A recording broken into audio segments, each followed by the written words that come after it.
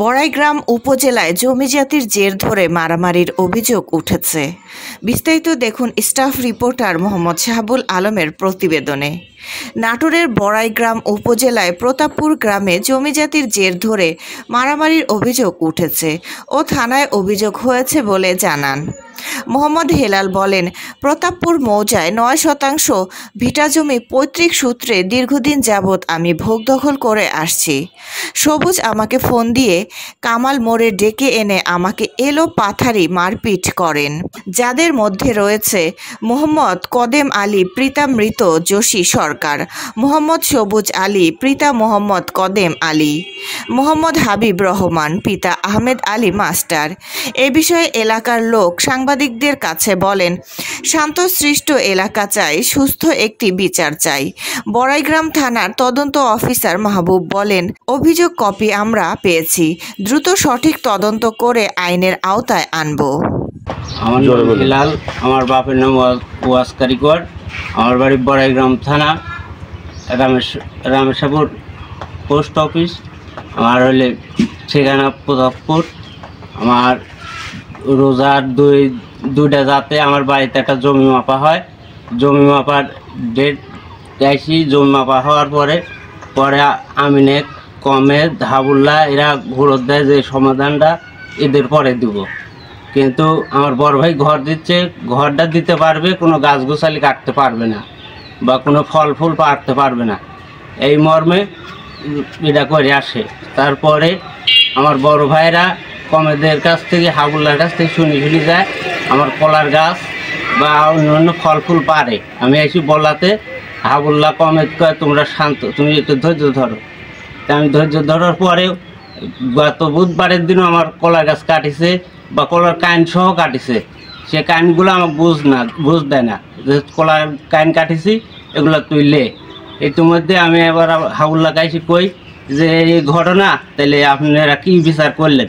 তা আপনি যদি বিচার সঠিক করেন, তাইলে যদি আপনার বিচার আমি মানি না, যে আপনি এই হুকুম দিয়া হুকুম দেন আমাকে থামতে কন, তাহলে বিচার মানি না।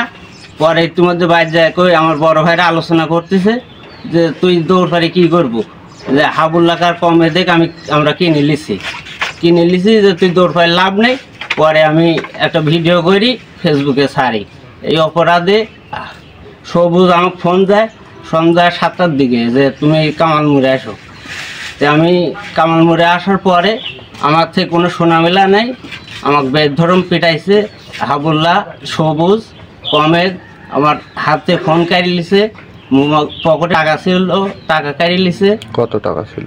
মনে হয় 5130 টাকা লাগান ছিল, মানে 120 টাকা লাগান কলা গাছ ছিল। তারপরে ধরা কলাই ছিল 50-60 টাকা লাগান, আবার বোক বাড়ানি ছিল, মানে এগুলো সব কমেদার হাবুল্লাহ হুকুমে এগুলা কাটিছে। এখন আমি সঠিক বিচার চাচ্ছি। আমি হসপিটালে ছিলাম, এটা হলে হসপিটাল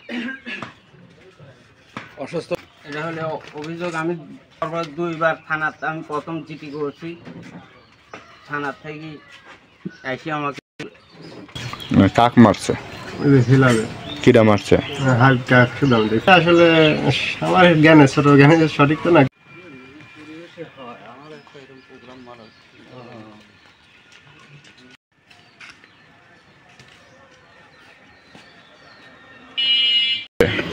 এটা হাবিব ভাই মারছে আর হচ্ছে হেলাল কাকা।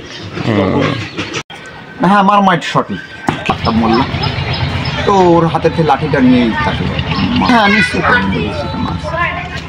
কে মারছে? এটা হলো এখানে হাবিব নামে যে ছেলেটা, এটা তাকে মারছে হলো হিলালই।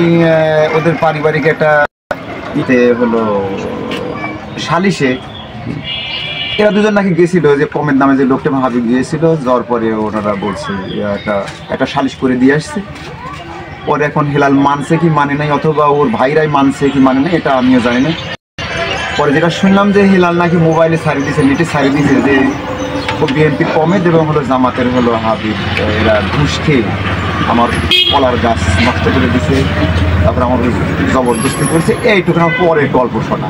আচ্ছা মারামারি হচ্ছে তো, তবে মানে কি বিষয় নিয়ে মারামারি হচ্ছে এটা তো জানি না, কিন্তু মারামারি হচ্ছে দেখছি রাত 7টা মানে আসে আপনার ঈশান আমাদের 8 ঘন্টা আগে আর কি। কাক মারছে? এই যে হিলাল কাকা আর কি, কে মারছে? আপনার হাবিব মারছে আর তার ভাইও মারছে, দুজন মিলে আর কি মারছে। না মারামারিটা তো এটা তো খারাপ, এখন এটা তো অনেক একটা অন্যায় কাজ, আইন নিজের হাতে নেওয়া তো অন্যায় কাজ।